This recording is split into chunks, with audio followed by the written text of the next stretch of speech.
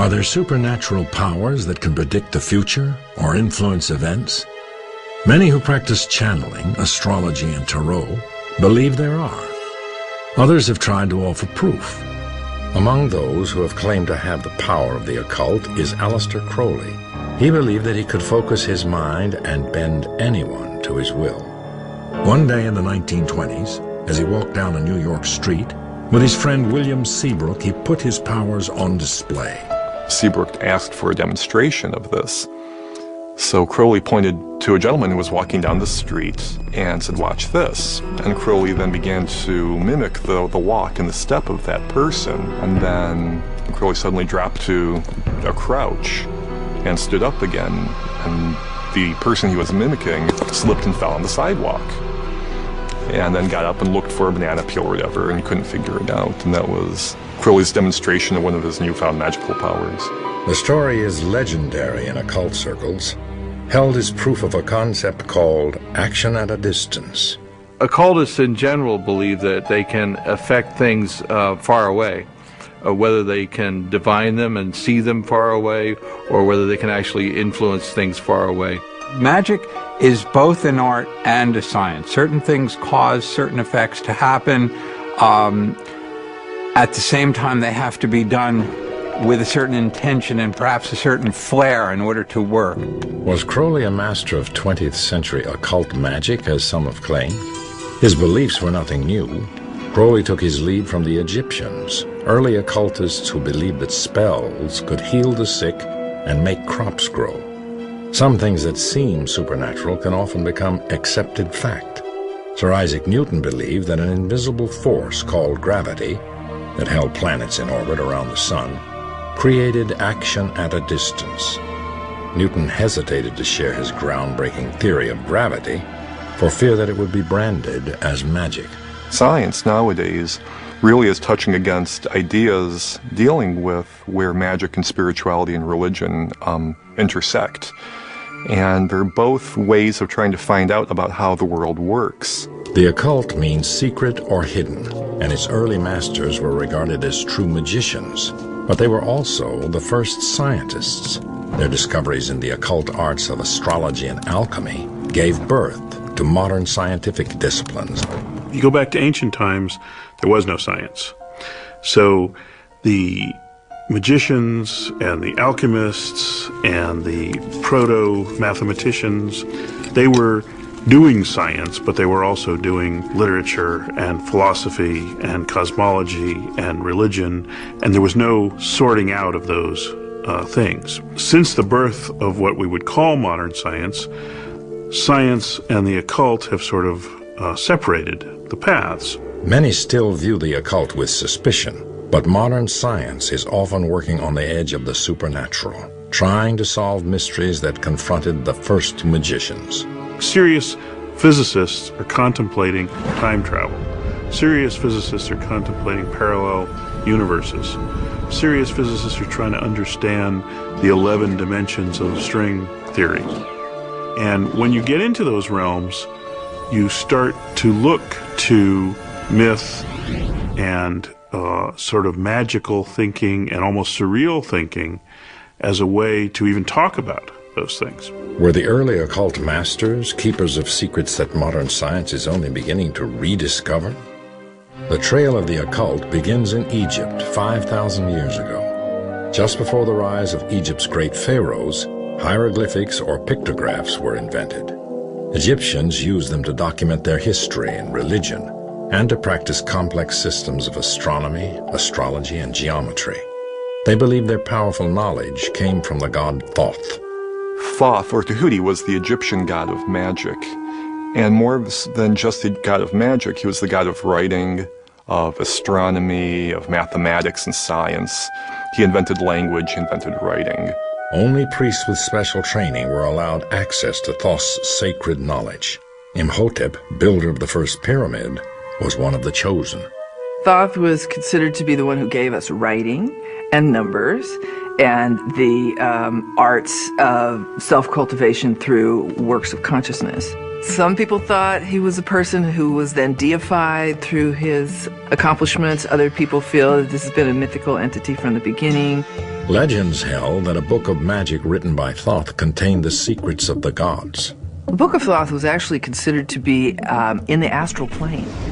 Not a physical thing, but something that you had to actually travel in consciousness to arrive at. And so this is probably one of those very old incidences of channeling where an individual would get into a special state of mind, contact the Thoth energy wherever it was to be found, and then be tutored by this multilingual, multi-code kind of consciousness. If you were to describe the Book of Thoth, you could also, look at a building like the Pyramid or the Sphinx and say that the teachings contained therein are pages within the Book of Thoth. So all measurement, all words, all concepts are part of the Book of Thoth. But no Book of Thoth has ever been found. The god is said to have buried it beneath the Nile and protected its secrets with a deadly curse. Modern archaeologists eventually discovered that the Babylonians had created much of the knowledge Egyptians credited to Thoth. As early as 4000 BC, they were the first to measure planetary movements. They invented the abacus, the first sequential numeric system, and some of the earliest forms of astrology and astronomy. This information spread to Egypt and helped launch one of history's greatest cultures. And like the Egyptians, the Babylonians regarded their knowledge as divine. Every temple was an observatory. It was actually an astronomical site for watching the planets. The whole concept of divining means trying to understand the will of the gods. And in order to understand the will of the gods, you have to have something to read about them, something that you see they're doing. The Babylonians used one of the occult's oldest arts to understand their world, divination, or accessing the supernatural. The movements of the planets through the heavens used to be considered the footprints of the gods and goddesses. And when they would catch up with each other and have interactions, or one would go retrograde and then go forward again, these things were all understood to affect the world. It began in the Stone Age, when shamans invoked the spirits to ensure the success of the hunt. Certain people who were distinguishable by early man as having sort of mystical experiences, and these would be the religious representatives of the clan. These people would have been communicating in ways of imagination to kind of talk to the gods or talk to the spirits or affect certain things that would happen. In Egypt, divination developed into a sophisticated system of rituals and ceremonies designed to contact the gods who ruled their world.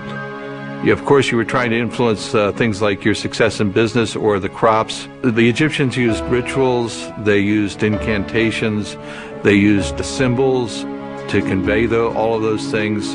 The pharaoh himself was the head of their religion, so that he was probably the chief practitioner of both their religion and their magic.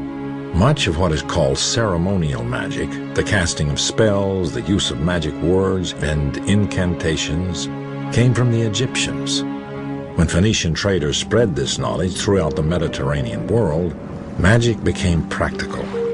They codified an alphabet that would line up the sounds of speech, the number canon, and the zodiacal signs, planets, and features in the heavens, so that you could, with this alphabet, spell sacred words. You could also count and figure and calculate, and you could also do astronomy.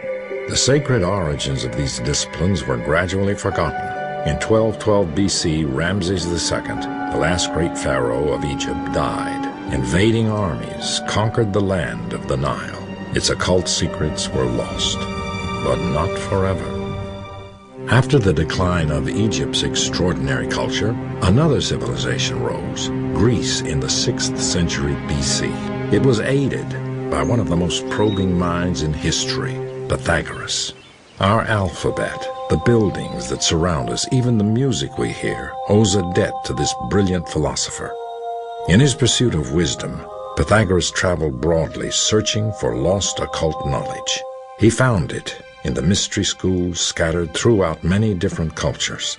Pythagoras synthesized the elements of these teachings into a new discipline, philosophy. Its foundation, numbers. He believed that mathematics and philosophy and an understanding of the divine all went together. We can't say he originated anything, but he condensed and boiled down the knowledge of the world and then brought it to a practical application. Pythagoras identified numbers as the most fundamental elements of creation. As we look at science in this day and age, we're finding that the whole world is filled with these mathematical constants. You've got pi, you've got the speed of light, you've got the force of gravitation. So the idea that numbers describe the world seems to be the case. In 518 BC, Pythagoras opened a school in the Croton region of southern Italy. His carefully selected disciples were called mathematicoi. Their initiation was rigorous. 3 introductory years, followed by 5 years of absolute silence, then 5 more of training. Only then were students ready to learn the most sacred mysteries of numbers. He wanted to produce philosophers like himself, so you had to be very circumspect, you had to be very self-controlled to be able to even be in his school.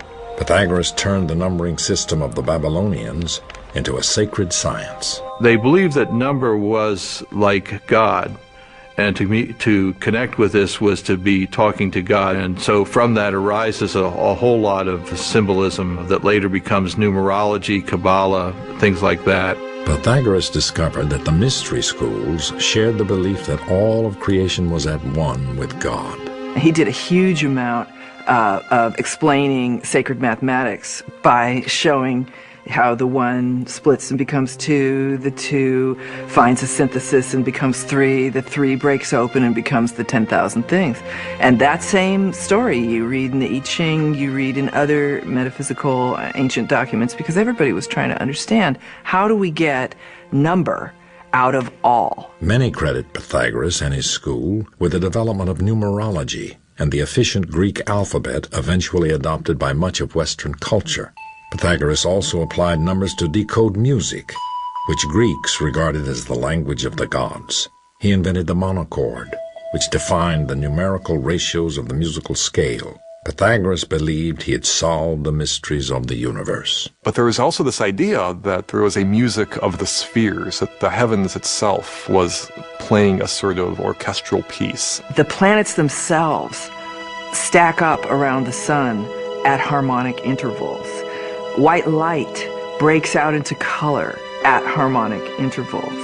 Sound is also harmonically, the harmonic sequence that comes out of any given note, those nodes of overtones are all governed by the same mathematics. So it was Pythagoras who articulated harmonic math to the West. Ultimately, the exclusivity of Pythagoras' school caused its downfall. In 508 BC, the school was burned to the ground. There was a point at which his schools were attacked and destroyed and some of his followers killed. Pythagoras himself left and went off into the countryside and died, and no one really knows what happened. Some people think that he committed suicide, but it's a mystery. No one's really sure. The society was hounded into extinction. Generations of later Greeks built upon Pythagoras' philosophy, and Aristotle turned it into science. But then came Christianity, and for the next 1,000 years, religion cast a long shadow over science and the occult. During the first 15 centuries of Christianity, occult knowledge was driven underground. When the Judeo-Christian consolidation of Western spirituality became the enforced model, magic was really moved way off to the sidelines and became a dark and forbidden subject. Priests were the intermediaries between people and the divine. Christianity also wielded unparalleled political influence. The church had developed a hierarchy. It had developed the idea that the Pope took his word from God and then passed that down to the rest. And the church had also cemented itself with certain monarchs. The church closely guarded its exclusive access to divine authority. Like every other in-crowd group, if everybody can do it, then you can't claim that your guys are special. For centuries, Western Europe lived largely under church control. In the Middle Ages, magic became a rebellious act perpetrated almost as an anti-Christian or an anti-authoritarian type of behavior. The church singled out occultists, condemning them because they believed that an individual could have direct access to God. They took the whole concept of church hierarchy, priests, the church itself, as a place of worship and said, no, you don't need any of this stuff. What you need is to work on discovering within yourself that divine spark. But in the 14th century, the occult would rise again. Ironically, the church's holy war, the Crusades, was in part responsible. Monasteries to the east on the border of the Muslim world had preserved many of the ancient Greek and occult texts, studying them as curiosities. Returning crusaders brought a number of these documents back to Europe with them. This learning started to trickle back, and little things were found in monasteries, a bit of scripture here, a bit of text there. And so the rumors were around that there had been greater learning in the past. This rediscovery fueled an extraordinary rebirth of culture. Well, this was the point. People began to realize, oh, there was wisdom amongst the ancients. You have a new reverence for Egyptian and Greek and Roman and Hebraic tradition, because people are looking for really empowering knowledge and looking to understand the secrets of the ancients.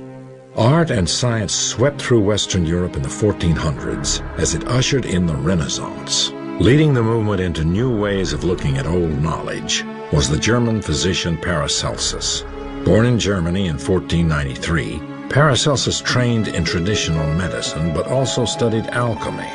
Ultimately, forced out of school for challenging the status quo, he embarked on a nomadic life supporting himself with astrology readings. In his far-flung travels, he sought knowledge from any source he could find. Paracelsus went around Europe and talked to barbers, talked to witches, talked to midwives, talked to, the village healer, and gathered together from everywhere what worked. And this was his huge final stance, is I use what works.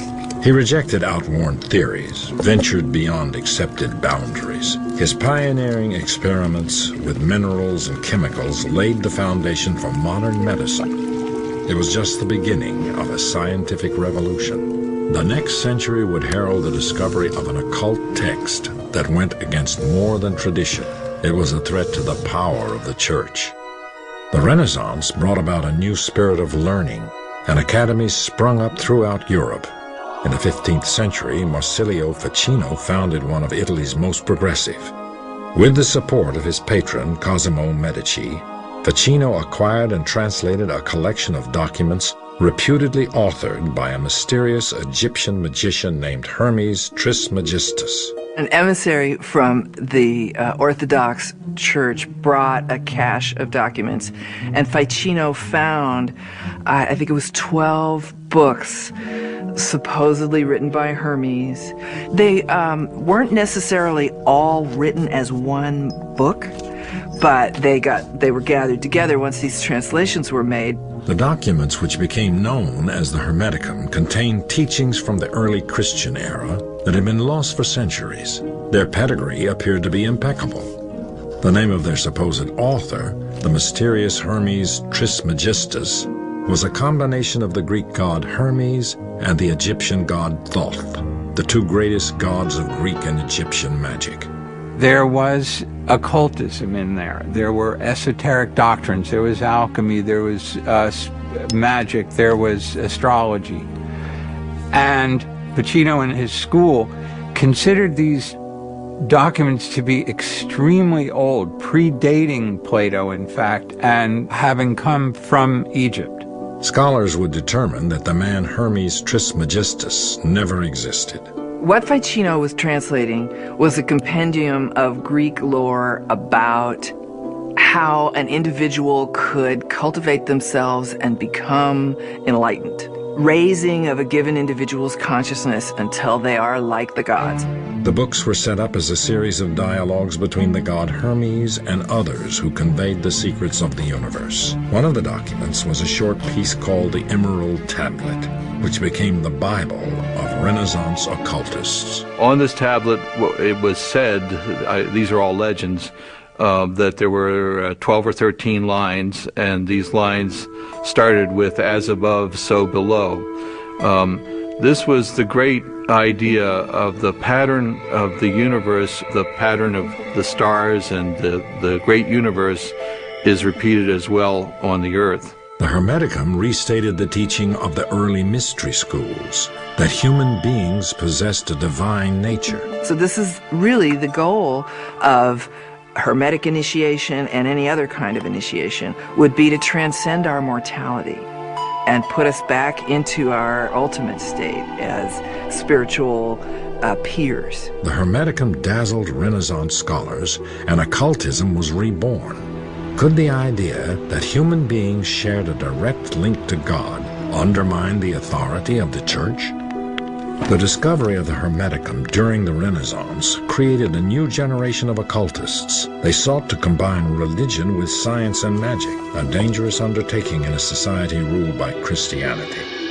John Dee would risk his life to study its teachings. John Dee was a giant. John Dee was the embodiment of the ideal of an enlightened being who had the spiritual understanding of his role and mission in life, and who was gifted with, superior intelligence. But like Pythagoras, he would pay a heavy price for daring to seek out the wisdom of the gods. The ultimate Renaissance man, Dee followed in the footsteps of Paracelsus, using experimentation to become a gifted scientist, an inventor, a mathematician, a brilliant cryptographer, and a pioneer in the field of navigation. But he was also an occultist, he was a sorcerer, he was an astrologer. He was, in fact, Queen Elizabeth's personal court astrologer. And in that sense, his interests were all very much in keeping with the thinking of the time. There wasn't a distinction made between magic and science, and he was pursuing an understanding of the world around him.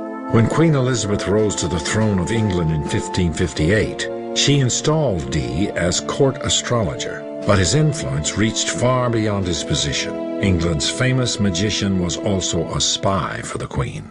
He was involved with political intrigue. He was a trusted ally of the Queen, but he was also working behind the scenes throughout Europe to help to lower the power of the Church and to substitute Protestant power in its stead. With Dee's guidance, Queen Elizabeth officially legitimized the most significant occult science of the Renaissance, alchemy. Alchemists had two goals: to heal illness and to turn base metal into gold. They believed success could be achieved by finding the Philosopher's Stone, a mystical agent that would also produce a higher level of consciousness in the alchemist. That was really an approach to trying to understand the way the physical world works, and alchemy as a practice, was the forefather of modern chemistry. Alchemy had existed since the early Egyptians, but in the hands of the Renaissance scientists, it reached new heights. Everything that we know and do today in our modern science was developed by the alchemists. Laboratory techniques were part of the alchemical tradition. The observation of results, the scientific method is a child of alchemy. Alchemists were on the leading edge of science. They discovered phosphorus, zinc, the distillation of alcohol, the germ nature of diseases. They were the first to understand how blood circulates in the body. The Church viewed their unorthodox experiments and scientific breakthroughs with growing suspicion. We are speeding up what nature does.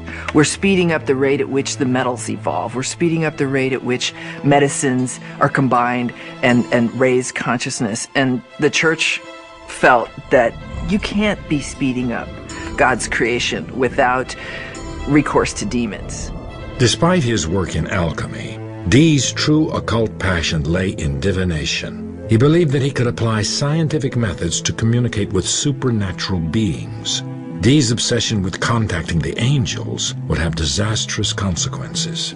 This art of manipulating objects like bones, tea leaves, and tarot cards had arrived from the Muslim East in the 14th century and become a popular method of fortune-telling. But Dee used a divination method known as scrying. Dee relied on looking into a crystal ball that would reflect back supernatural information.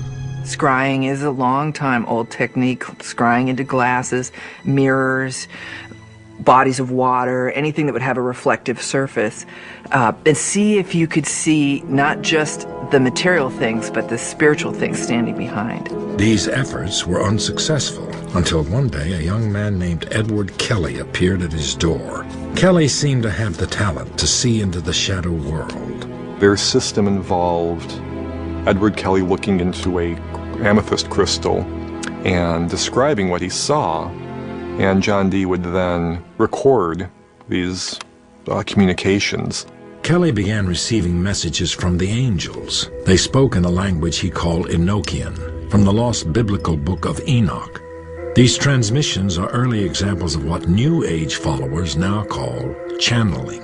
What Dee and Kelly brought forth was completely new. It was not based on tradition. He appeared to be speaking a new language. The Enochian language does appear to have a coherent vocabulary and syntax, and this doesn't seem like the sort of thing that Kelly, who was not a particularly educated or schooled person, could have just invented. He couldn't have faked something like that.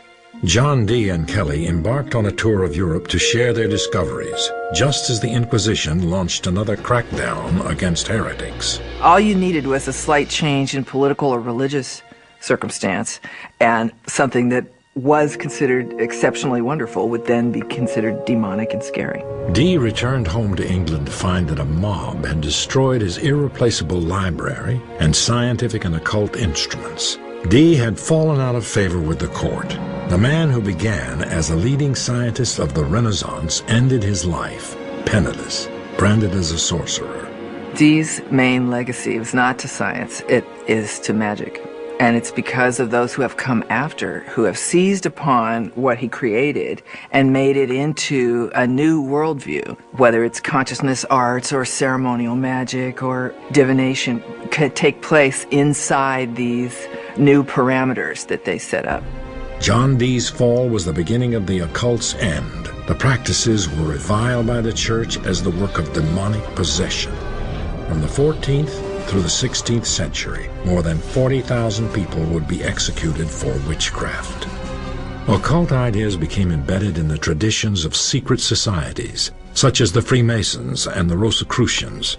They were tending to do them passed on among secret brotherhoods and organizations because these are very powerful and dangerous ideas, dangerous to status quo, dangerous to institutionalized religion. So there's an element of underground secrecy associated with some of these themes.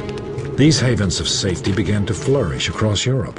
Secret societies were instrumental in the new age of enlightenment that swept through Europe in the 1700s and even helped in the founding of American democracy. Participation in these organizations had fallen dramatically by the mid-1800s as they became more civic-minded and less interested in the occult. So what would cause a resurgence in the occult? In rural New York, two unlikely sisters would inspire a national obsession with the occult. Magic would once again capture imaginations. On March 31st, 1848, Sisters Leah and Margaret Fox publicly declared that they had contacted spirits from beyond the grave. An American fascination for communicating with the dead occurred almost overnight. The Fox sisters used a technique called a seance, which quickly became one of America's most popular pastimes. People gathered in a darkened room while a medium tried to make contact with the spirit world. there would be tambourines and other bells that would sound, and the medium would actually be able to exude, ectoplasm from their nostrils or their mouth, and it was this sort of spiritual substance that allowed the spirits of the dead to manifest and appear. And in other cases, the medium would simply become a conduit or a channel through which the deceased were able to speak. Many who practiced spiritualism believed it would lead to scientific proof of the existence and immortality of the soul, and they gained an iconic champion when the Russian-born Madame Blavatsky arrived in New York at the height of spiritualism's popularity. She soon became the self-proclaimed decoder of ancient occult secrets. She grew up in a wonderful occult library that her father had established. She could see the connections between different cultures, spiritual teachings, and she was attempting to correct the errors of Christianity by bringing in mysticism and spirituality from other cultures. Born in the Ukraine in 1831 to a lower-ranking nobleman, Blavatsky was married early, but she abandoned her husband to spend 10 years traveling the world. She claimed to have studied with mystical adepts in India and Tibet. The exotic cigar-smoking medium became a sensation in the occult circles. She just wouldn't accept limits. She was one of the most educated person anybody who met her had ever met. And they couldn't understand, how could this powerful intellect be in this female body, just chewing up the landscape and producing this tremendous inspiration? Blavatsky's seances were the talk of New York. Mysterious letters would appear, written by spiritual leaders she called the Great White Brotherhood.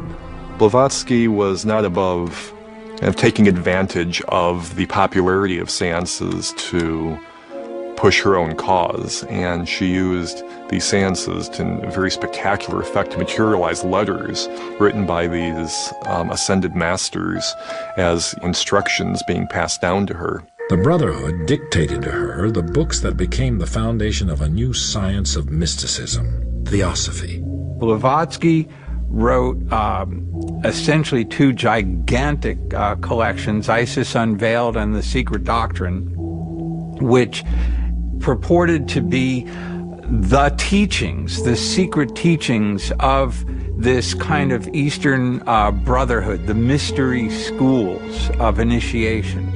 And she totally altered the spiritual landscape of Western civilization by introducing those concepts. She was very much a pioneer in bringing ideas of Eastern esotericism into the West. She focused on the similarities between Christianity and Hinduism and Buddhism and other spiritual traditions, arguing that there is in fact a tradition that underlies all spiritual faiths in the world.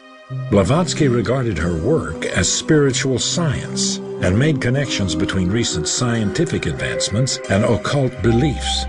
Blavatsky promoted the ancient Eastern mystical view that the essential nature of the world was not matter, but energy, which foreshadowed the discoveries of modern physics. Blavatsky also revived the Eastern beliefs in reincarnation and karma. Quickly acquiring a cult following, she launched the Theosophy Society. The term Theosophy, which Blavatsky coined, really comes from two words. They're of Greek origin. One is theos, which means God, and Sophia, which means wisdom. So the Theosophical Society was teaching divine or sacred wisdom. The Theosophical Society spread internationally and still exists in many countries. Blavatsky was hailed by her followers as the mother of the New Age. But for all of Blavatsky's charisma, she soon fell victim to her own success. And at the time that she was becoming famous, this business of spiritualism and channeling, and especially seances where you'd call up your dead ancestors, that was going all over the Western world, and she felt like that was charlatanism. So she wanted to represent a model that stepped outside of that and spoke to the verities, the truths, the larger things. But unfortunately, in the end, she got reduced down to the very thing she was trying to fight. In 1885, Blavatsky was investigated by London's Society for Psychical Research. It concluded that her seances were rigged. Writings didn't magically come from beyond the grave.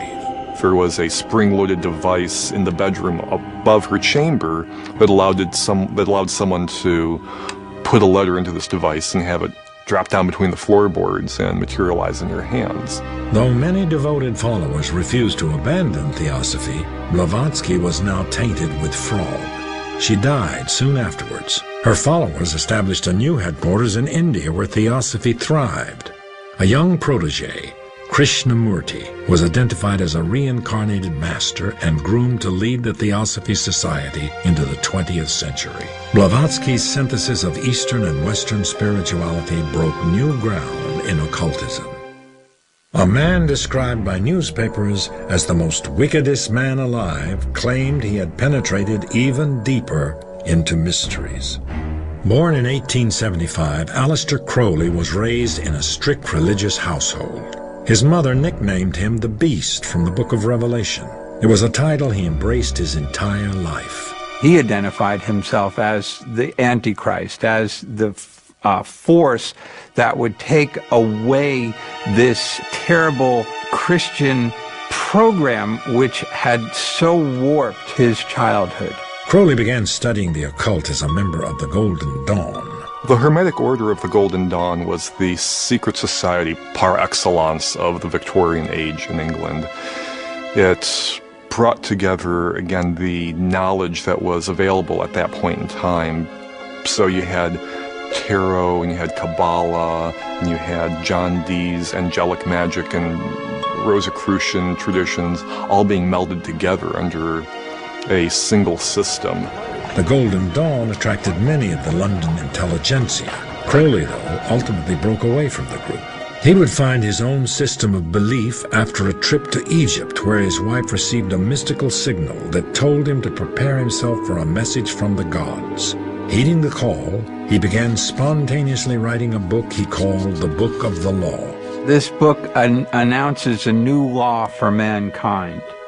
And in fact, it tells us that we are very emboldened and brightened spiritual entity. That in fact, we are as the gods. The Book of the Law was another synthesis of Eastern and Western spirituality. Crowley called his new system the Lema. It incorporated principles of magic that he said he had learned from ancient Egyptian and other occult sources. He became a self-proclaimed master of action at a distance, focusing the power of his intention or will to create desired effects. Aleister Crowley defined magic as the art and science of causing change to occur in conformity with the will. And his whole approach is basically to empower the practitioner to make their intentions happen, to materialize what they want to have happen in the world. The Lema's fundamental law was, "Do what thou wilt shall be the whole of the law." Love is the law. Love under will. While this may have meant pursuing a higher path for some, for others, it excused every variety of deviant behavior. Some critics claim that Crowley himself was one of its worst offenders. Crowley was practicing sexuality as a spiritual path. He reduced a great deal of symbolic teachings to their essence, which is essentially the duality or the polarity between male and female. And he experimented greatly within that sphere to understand what mysteries were contained within the sexual act. Crowley went on to start his own secret society, the Ordo Templi Orientis, and wrote numerous books about meditation and ceremonial magic. He also helped reinterpret tarot for the 20th century.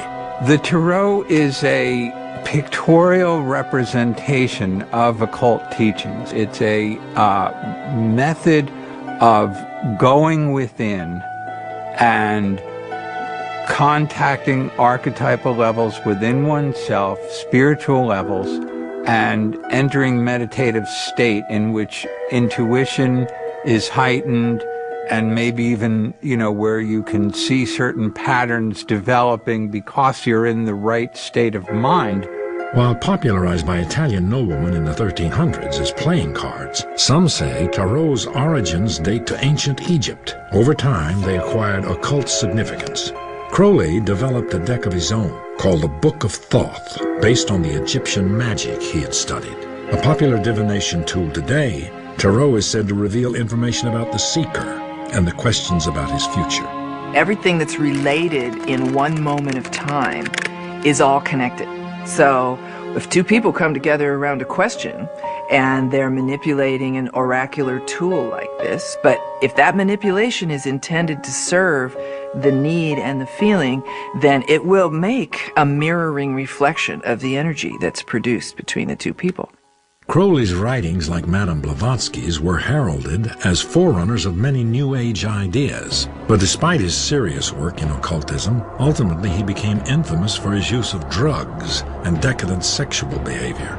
As Hitler rose to power in the 1930s, Crowley's reputation was fatally damaged. He wrote pro-Nazi propaganda and was soon an outcast. After World War II, it was rumored that Hitler had used Crowley's and Madame Blavatsky's writings to help him create his theory of a master race. I don't think there's any evidence that Hitler read the works of Aleister Crowley per se. It's definitely known that Hitler and members of his regime had a very keen interest in the occult, and they adopted the trappings of occult symbolism. Ill and addicted to opium, Crowley spent his final days in a boarding house and died in 1947. Like other occultists before him, Crowley attempted to learn the secrets of the gods, only to be discredited and condemned by society. I think that in the cases of these great thinkers in history that we see ultimately being persecuted for their beliefs, what's happening there is that these people are very forward-thinking and they challenge our preconceptions. They make people uncomfortable.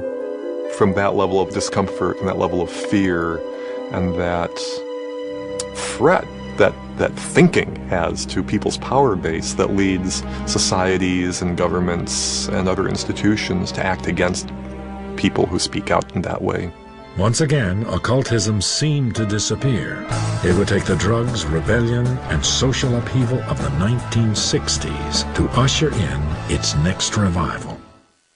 Occult practices languished on the fringes of society for most of the 20th century, but they resurfaced during the hippie movement of the 60s. Popular gurus like the Maharishi and Timothy Leary promoted altered states of consciousness that could lead to higher levels of self-awareness. Individualism became the goal of millions of young people who rejected traditional religion to find their own direct route to God. By the 1980s, New Age ideas had become mainstream. Madame Blavatsky's writings became pivotal in reinterpreting occultism for modern audiences, and even Aleister Crowley's reputation was somewhat restored. There was this boom in occult interest that resulted in Crowley being almost a pop culture icon. The Beatles put Aleister Crowley on the cover of Sgt. Pepper.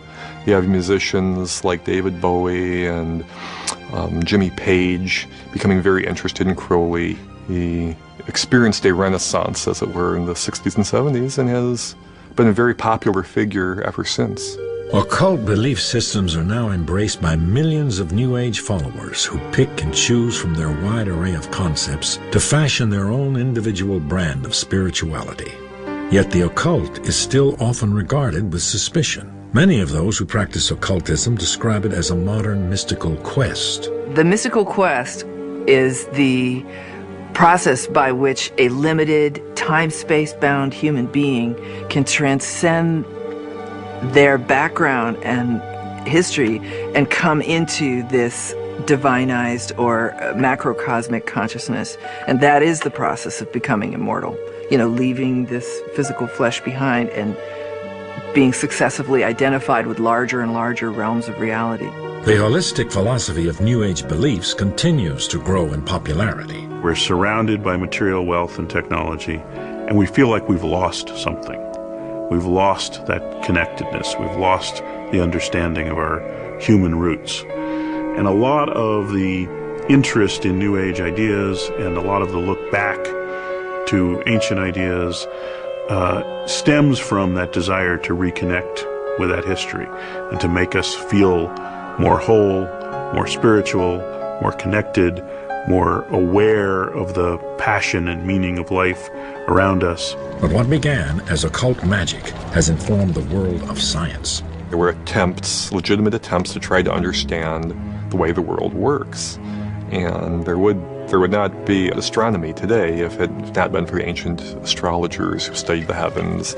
There would not be chemistry today if it weren't for the alchemists who did their thing as well. Some of the secrets that they thought they were working on were the secret of eternal life, the secret of being able to be without disease, then the great secrets of transformation, let's say, of lead into gold, but that's like not the only one.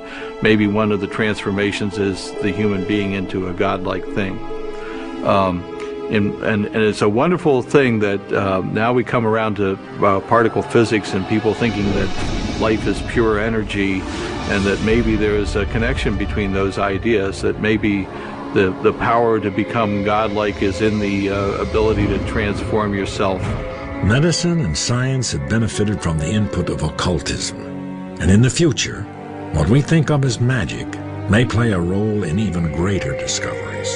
In our push to science, we're a culture of specialists, very focused on particular areas. So I think some of that holistic nature from the past is necessary to make the breakthroughs that we are currently not able to make in science. Beliefs can blind us, whether they're religious beliefs or scientific beliefs. And the great thing about these occult sorts of experiments is that they keep us open to possibility. Despite the progress made by science, the modern world is still full of mysteries that may never be solved. It's the unknowable. It's the mystery. And that mystery is the center of the spiritual quest. But it's also the center of the scientific quest and the artistic quest. That is what we're here on earth to do, is seek after that mystery. Like the first occultists, modern scientists will continue to search for ways to divine the mysteries of our world and the forces that have created them.